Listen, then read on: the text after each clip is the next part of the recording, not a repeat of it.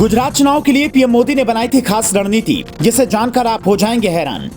मोरबी हादसे के बाद पीएम मोदी ने क्यों संभाला था प्रचार का मोर्चा, सभी नेताओं को क्यों दिया था अल्टीमेटम, गुजरात और हिमाचल चुनाव में मोदी बागी नेताओं से क्यों थे नाराज, प्रधानमंत्री की किस रणनीति से बागी और विपक्ष हो गए ढेर, ये सब आपको इस वीडियो में हम बताने वाले हैं।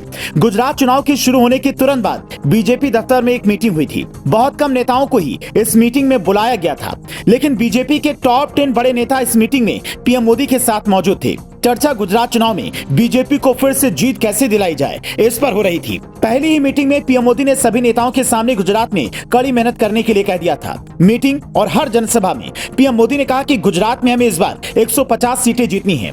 रातों रात लिस्ट तैयार की गई, क्योंकि गुजरात में बीते 27 सालों से बीजेपी की सरकार है। बीजेपी को कड़ी मेहनत ही सत्ता दिला सकती थी, लेकिन बीजेपी को डर था कि इस बार कांग्रेस और नई नवेली आम आदमी पार्टी इस बार एंटी इनकम्बेंसी का ढोल पीटकर उसका खेल बिगाड़ सकती है।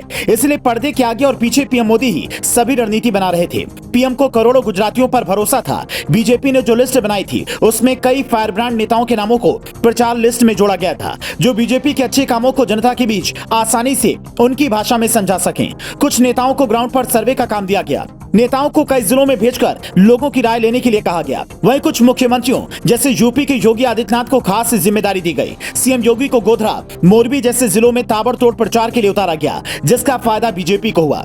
गुजरात चुनाव के दौरान ही पीएम मोदी देश के अलग अलग 27 कार्यक्रमों में शामिल हुए। पीएम किसी तरह गुजरात चुनाव से समय निकालकर कभी G20 समिट के कार्यक्रम में शामिल होते, तो कभी अरुणाचल प्रदेश में जाकर हवाई अड्डे का उद्घाटन करते, क्योंकि ये काम भी देश के लिए महत्वपूर्ण थे। जब पीएम मोदी के सामने आई दो बड़ी चुनौतियां, पहला मोरबी का पुल गिरना जिसमें कई लोगों की मौत हो गई, और दूसरा बीजेपी के कुछ नेताओं के जब टिकट काट दिए गए तो बागी नेताओं ने अपनी ही पार्टी के खिलाफ मोर्चा खोल दिया।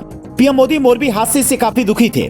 उन्होंने मोरबी हादसे पर सख्त निर्देश देते हुए अपराधियों के खिलाफ कड़ी कार्रवाई करने के निर्देश दिए। इसके साथ ही पीएम मोदी ने मोरबी हादसे में घायल पीड़ितों से मुलाकात की और उन्हें हर संभव मदद का भरोसा दिया। वहीं दूसरी तरफ पीएम मोदी ने बागी नेताओं को कड़ा संदेश दिया। बीजेपी ने कहा कि जो पार्टी और राज्य के हित में है वही फैसला लेकर लोगों को टिकट दिया गया है, जिसके बाद कुछ बागी नेताओं के स्वर ठंडे पड़ गए। बता दें कि इस चुनाव में प्रधानमंत्री मोदी जैसी मेहनत किसी ने भी नहीं की। पीएम मोदी दिन में कई जनसभा करते, जो कांग्रेस पार्टी और अरविंद केजरीवाल नहीं कर सके। पीएम मोदी ने एक दिन में कई किलोमीटर तक रोड शो भी किए, जो राहुल गांधी नहीं कर सके, जिसका परिणाम चुनावी नतीजों पर दिखाई दे रहा है।